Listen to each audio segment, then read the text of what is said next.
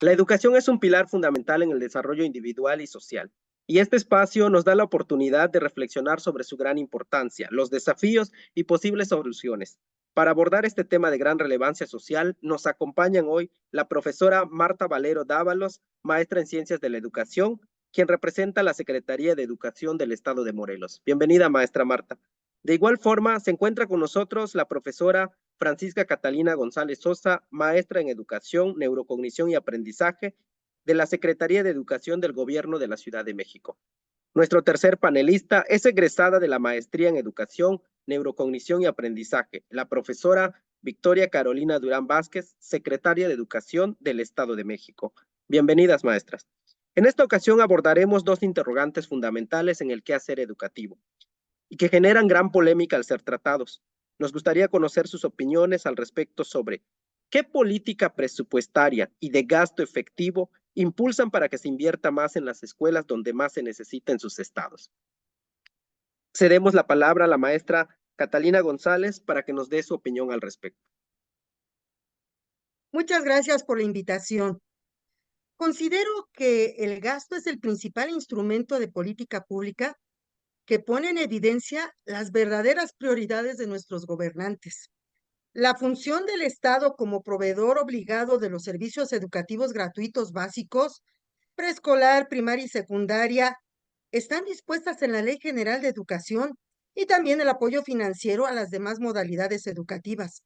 Los recursos considerados como gasto público provienen de los tres niveles de gobierno: federal, estatal y municipal.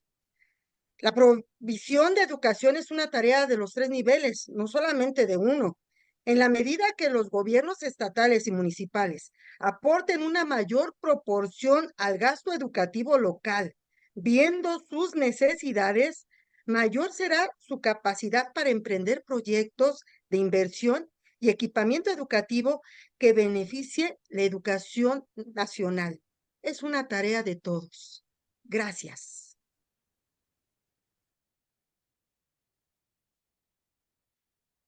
Maestra Marta Valero, queremos escuchar su opinión al respecto. Claro que sí, buenas tardes. En lo particular, el Estado de Morelos se rige a través de la Federación de Estados con un presupuesto que ya está etiquetado y limitado, ya que casi el 92% que entra se utiliza para pagar sueldos y salarios, y el 8% restante está destinado al gasto operativo de administración, de pagos, de servicios, que va quedando y lo que va quedando es para la infraestructura educativa, equipamiento y atender necesidades, por lo que el margen de maniobra es mínimo, ya que dependo de la federación como los demás secretarios de educación.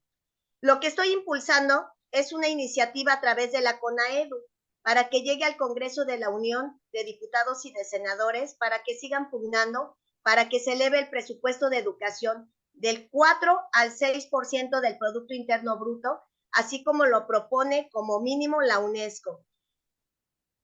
Y que también proponiendo con los diputados de mi estado que se logre que se dé del 15 al 20% del gasto público en educación, porque no solamente así se estaría beneficiando el estado de Morelos, sino toda la República, porque las necesidades en la educación, tanto básica, media y superior, son muchas. Gracias. Gracias, maestra Marta. Muy interesante su participación y esperamos que sus iniciativas logren ser aprobadas en el Congreso. Maestra Carolina Durán, queremos conocer su opinión. Hola, buenas tardes. Es un gusto estar aquí. Y pues en el Estado de México, las políticas presupuestarias y de gasto efectivo que impulsamos están orientadas a invertir más en las escuelas que más lo necesitan. Y nos basamos principalmente en tres principios.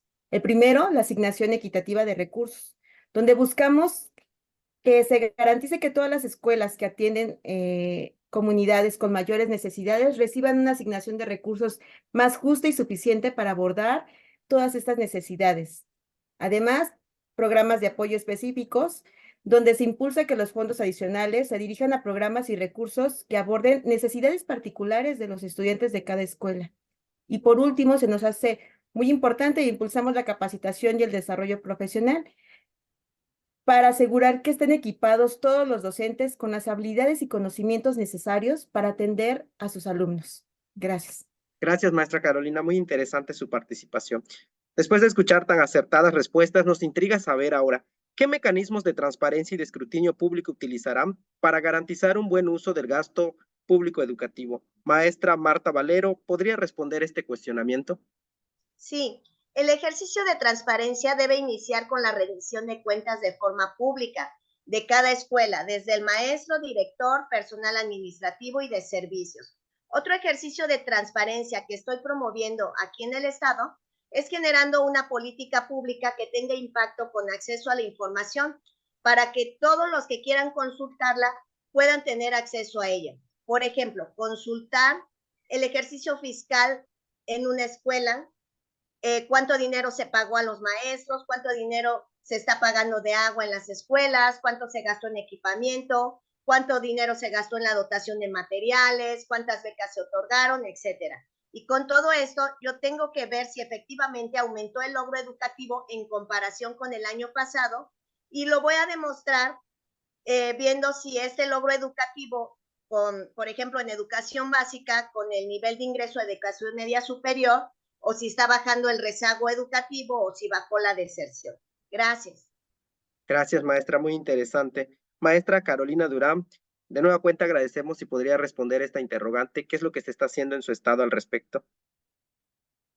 Sí, claro. Mira, estoy convencida de que los mecanismos de transparencia se deben de desarrollar para poder garantizar un buen uso del gasto público educativo. En este sentido, desarrollamos algunas estrategias como los reportes y divulgación pública, donde se proporcionan informes detallados y accesibles al público sobre cómo se asignan y se utilizan los fondos en cada escuela. Además, la participación y la rendición de cuentas. Estamos convencidos de que hay que fomentar la participación de la comunidad educativa en la toma de decisiones sobre el gasto escolar y establecer mecanismos de rendición de cuentas tanto a padres, estudiantes y docentes para monitorear este buen uso. Y bueno, por último, impulsamos las auditorías independientes de forma periódica sobre el gasto educativo a nivel escolar para garantizar la eficacia de estos procesos de gestión financiera. Gracias, maestra, muy amable. Maestra Catalina González, le agradecería si pudiera vertir su opinión en respecto a esta segunda interrogante. Se me hace una pregunta muy difícil. Sin embargo, considero que para hacer frente a estos persistentes desafíos del sistema educativo, es crucial incrementar y optimizar los recursos públicos, transparentarlos y evitar la corrupción. Destinar cada vez más recursos por estudiante debe ser de todos los gobiernos la prioridad al sistema educativo.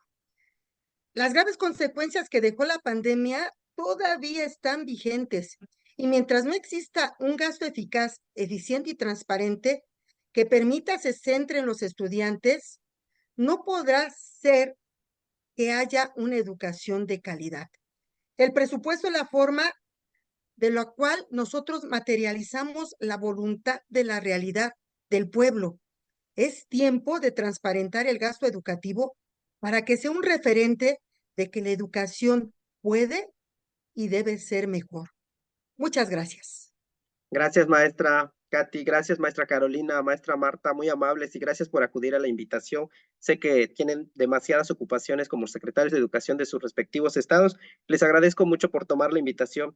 Definitivamente en este foro hemos tenido el privilegio de sumergirnos en un diálogo vibrante, enriquecedor sobre el futuro de la educación. Agradecemos la participación de las figuras educativas que hoy nos acompañan y les deseamos un excelente día a ustedes y a todo el auditorio.